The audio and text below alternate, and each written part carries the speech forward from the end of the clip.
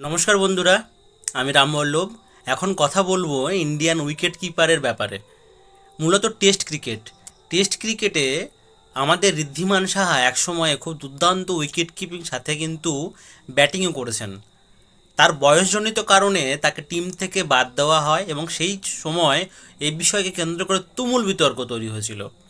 কিন্তু তার পরবর্তী সময়ে আমরা উল্কার গতিতে উত্থান দেখেছি ঋষভ পন্থের যে উল্কার গতিতে উত্থান, তার ফলে কি হয় যে ধ্রুব জুড়েল বা কে এস ভরত, এদের কিন্তু নাম ইন্ডিয়ান ক্রিকেটে শুনতে শুরু করি আমরা।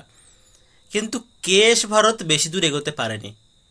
তার অবর্তমানে ঋষভ পান্থ এমন কয়েকটি গুরুত্বপূর্ণ ইনিংস খেলেন, বিশেষ করে দেশের মাটিতে বা বিদেশের মাটিতে। তার কিন্তু ম্যাচ উইনিং পারফরমেন্স তাকে টিম থেকে বাদ দেওয়ার মতো সাহস বা মানসিকতা কোনো কিছুই বিসিসিআই আনতে পারে না। কিন্তু সেই সঙ্গে পাল্লা দিয়ে আমরা নাম শুনতে পাই ধ্রুব জুড়েলের। আজকের এই ওয়েস্ট ইন্ডিজের বিপক্ষে তিনি যে মেডেন সেঞ্চুরি করলেন এবং 125 রানের একটি ইনিংসটাকে খুবই প্রায়োরিটি দিচ্ছি আমরা। কিন্তু ওয়েস্ট ইন্ডিজের বিপক্ষে সেঞ্চুরি তো গুরুত্ব রয়েছে, সেই ওয়েস্ট ইন্ডিজ হোক বা বাংলাদেশ। কিন্তু এই এমতো অবস্থায় দাঁড়িয়ে ইন্ডিয়ান উইকেট কিপার হিসেবে আমরা ধ্রুব জুড়েলকে এগিয়ে রাখবো নাকি ঋষভ পন্থকে আমরা এগিয়ে রাখবো? অবশ্যই ঋষভ পন্থ এগিয়ে থাকবেন, তিনি ম্যাচ অনেক বেশি খেলেছেন, তিনি পারফরমেন্স অনেক ভালো দিয়েছেন। সেই তুলনায় ধ্রুব জুড়েল কিন্তু সেভাবে চান্স পাননি।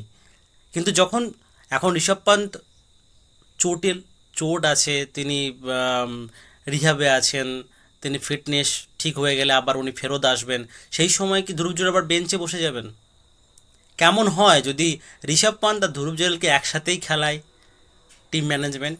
তাহলে সেক্ষেত্রে দুজন উইকেট কিপার ব্যাটার টিমে অ্যাভেলেবেল থাকছে এবং ধ্রুব জুড়েল কিন্তু অ্যাজ এ ব্যাটসম্যান তিনি কিন্তু খুব ভালো পারফর্ম করতে পারেন। তার কারেন্ট ইনিংসগুলো সেটাই কিন্তু জানান দিচ্ছে। সেক্ষেত্রে কিন্তু খুবই ভালো একটি চয়েস থাকবে ইন্ডিয়ার সামনে। হেলদি কম্পিটিশান, এই ইন্ডিয়ান ক্রিকেটে যে হেলদি কম্পিটিশান, এই হেলদি কম্পিটিশানের জন্যই কিন্তু ইন্ডিয়া অনেক অনেক এগিয়ে অন্যান্য দেশের থেকে।